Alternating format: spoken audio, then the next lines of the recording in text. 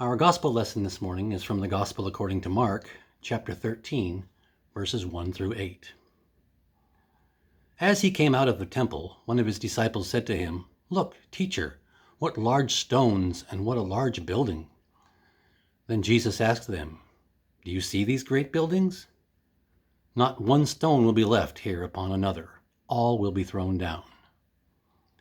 When he was sitting on the Mount of Olives, opposite the temple, Peter, James, John, and Andrew asked him privately, "Tell us, when will this be? And what will be the sign that all these things are about to be accomplished?" Then Jesus began to say to them, "Beware that no one leads you astray. Many will come in my name and say, 'I am he,' and they will lead many astray. When you hear of wars and rumors of wars, do not be alarmed. This must take place. But the end is still to come. For nation will rise against nation, and kingdom against kingdom. There will be earthquakes in various places. There will be famines. This is but the beginning of the birth pangs." This is the gospel of our Lord. Thanks be to God. Mark loves the 12, you can tell, just because he often makes them look a little goofy. Here they are wandering around the big city like tourists. They're staring up, mouths agape. "Check out those buildings, amazing." It was quite a sight, that temple.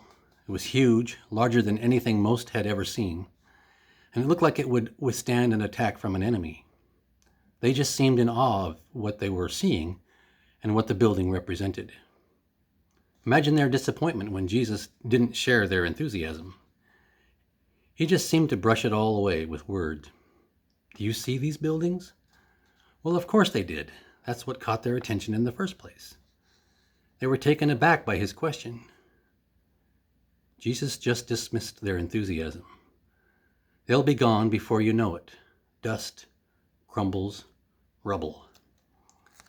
The puzzled disciples stumbled along after him, wondering what that was all about.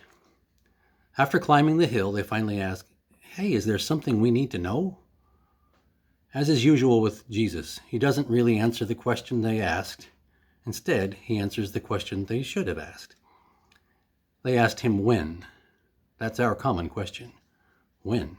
When will this happen?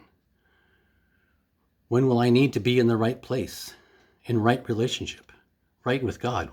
When? That's just not a question that Jesus takes up. Probably because the true answer is always now. Don't wait until the last minute and miss out on all the joy there is in living rightly now. And what is it that they should be doing? Well, paying attention, of course. Pay attention to what is going on around you and what is coming down the road. Not in fear, but in faith. Many use these apocalyptic texts as to stoke the fear, but Jesus is asking for something else. We know that he never has much time for fear as a tool or as a handicap. He is always chastising the fearful, even while he is gentle with the doubters. I don't believe he would ever play on fear as a method of getting people into faith. Often Jesus seems to be saying, live in the moment. But here he argues that we need to take the long view, look beyond the current situation. This, whatever this might be for you right now, doesn't define who you are or who you will be. There is more to come, a world you can barely imagine and can only glimpse from far away right now. Jesus tells the 12, and through them, all of us, be careful who you follow.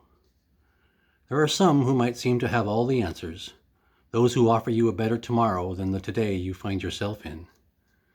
There are many who will gladly take all followers. There are those who will accept the mantle of leadership who are only in it for themselves. Be aware. Beware. Watch who you follow.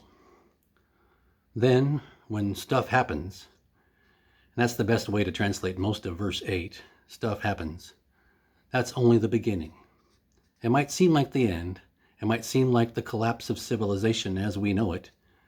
It might seem like the overthrow of all that is right and good. But, says Jesus, we're just getting started. Disciples need to take the long view. They don't get caught in the moment.